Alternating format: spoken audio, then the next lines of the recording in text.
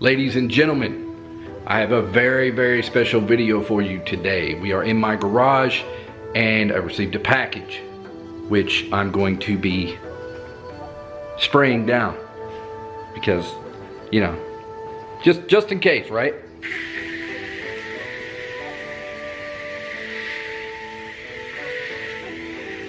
Okay. Ooh, it's bad. You know, we don't want to take no chances with certain viruses and stuff. I do that to all my packages, or I let them sit in the garage for like 2 days, but whatever. Okay, so without giving away my address, there is the package right there, this top one. So what I'm gonna do is I'm gonna open the box in here, show you what's on the inside, then we're gonna take whatever's inside into the studio and show off the rest.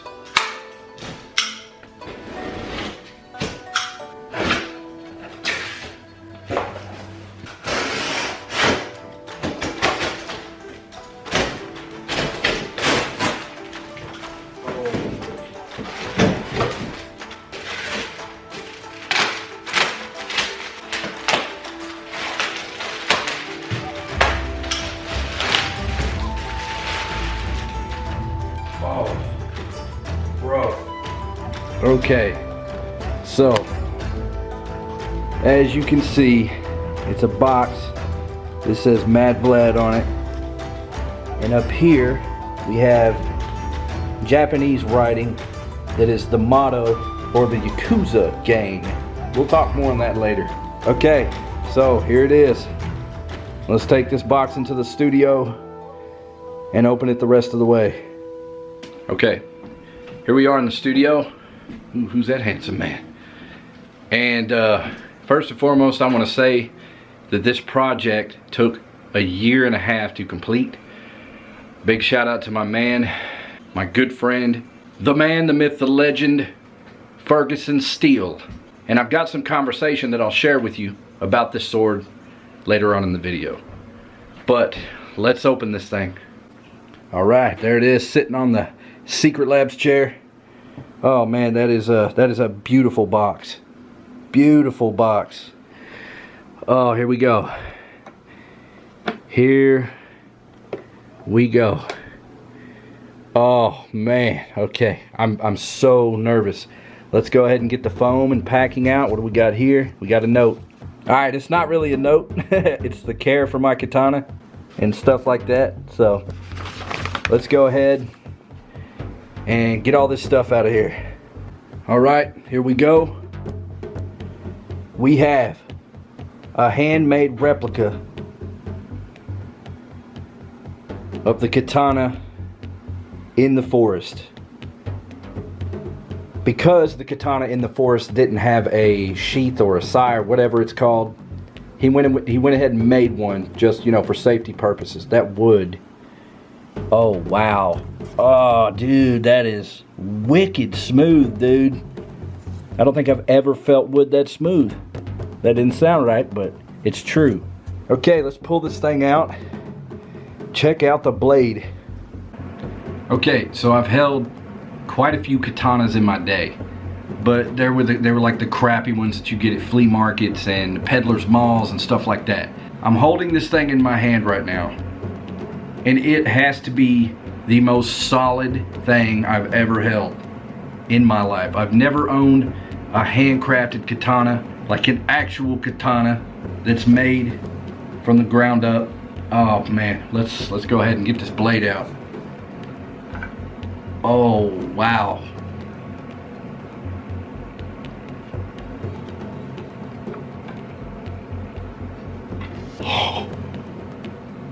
Oh.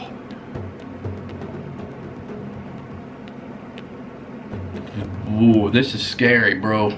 This thing is absolutely scary. Oh, whoa. I'm gonna see if I can get, try not to stab the ceiling, some detailed shots of this with my other camera, because having a kind of a hard time focusing because of my face. Yeah, we're definitely gonna get some good detailed shots of this so I can show you every single detail. Wow, this is Like, it's scary to hold this thing. It really is. Like, this thing is for killing. On the blade, as you can see, it's probably backwards for you. I'll get another shot of that. It says the Forest King on it. That's because I'm the Forest King.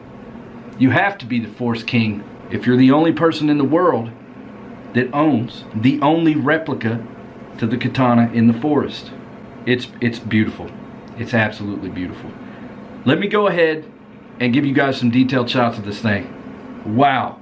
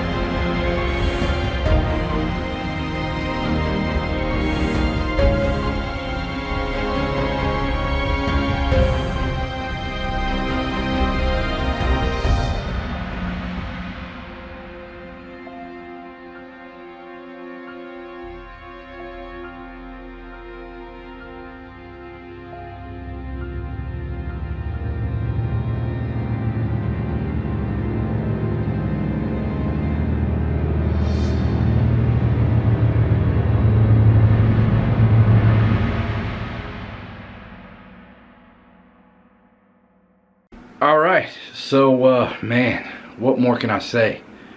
It's a very, very beautiful thing to hold in my hands. Like, it's strange.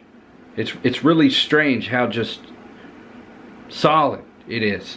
I know it's a sword, all right, and like I said, I've held a lot of stamped katanas, but when you hold something that somebody has handcrafted, and when you hold something that took 1.5 years to achieve, like this is the coolest thing I think I own. Easily the coolest thing that I've ever owned in my life. And the katana was built not to be like a shiny masterpiece. It was meant to be the replica sword in the forest. So it was used. So it had its nicks. It has its scratches. And he couldn't have pulled it off any better. Like this, I don't think anybody out there could have done any better. The metal, the like everything, it's perfect. It's perfect. First and foremost, I want to say I'm blown away, man. I'm completely blown away, Ferguson. And everybody, please, for me, please follow this man's Instagram. I'm gonna leave it down in the description. It'll be right on top. Please give this man a follow. And if you yourself are interested in getting a custom blade made, whether that be a knife or whatever, he can pretty much do it all. Now this is handmade stuff, so it's legit. Just keep that in mind. Please hit him up on his Instagram. He's an awesome guy, and I'm just at a loss for words for this, man. Like, I'm getting a knot in my throat. It's like, the support y'all give me, man. It's incredible. I couldn't ask for better friends in my life, and to own something like this, man, is it's really special, especially for what it is, you know, coming from the forest. And well, meeting all you guys in the forest, it's like I said, I don't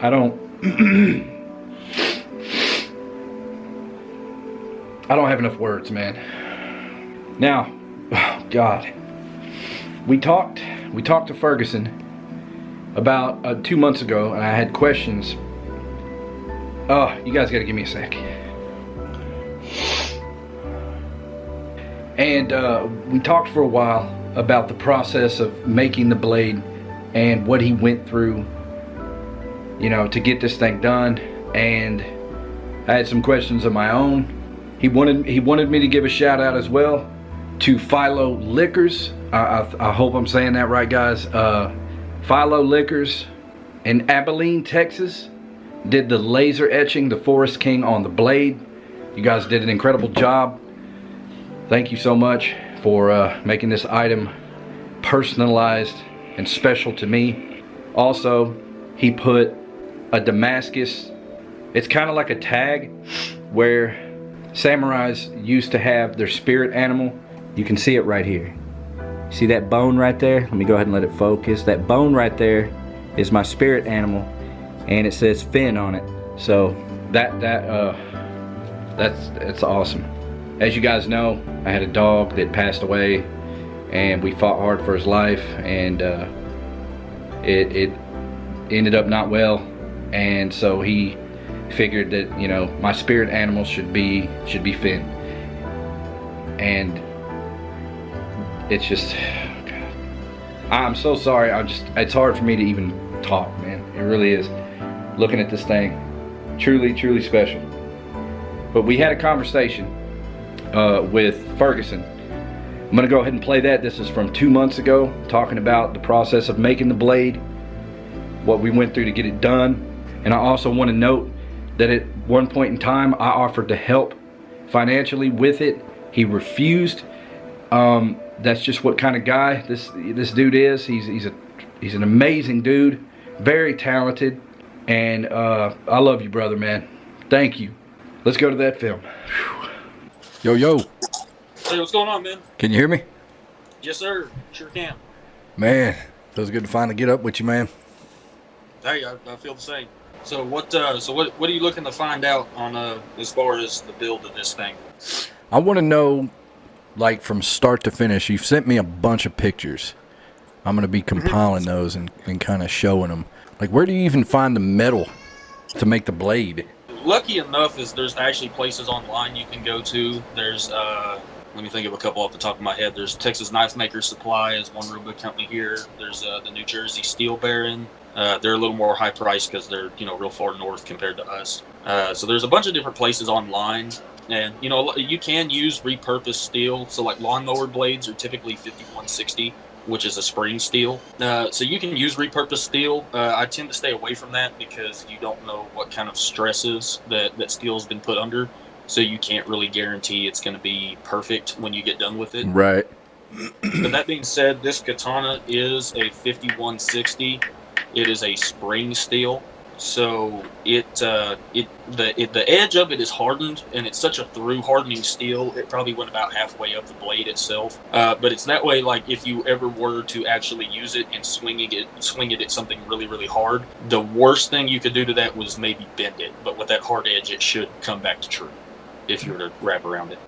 So it's totally usable, huh? Yeah, it will be usable. Now, like I said, I went with a spring steel, so if you were to hit something really hard, like a solid piece of something really hard, there's a good chance you could actually put a good dent in the edge, but that's just because I didn't use a super hard steel.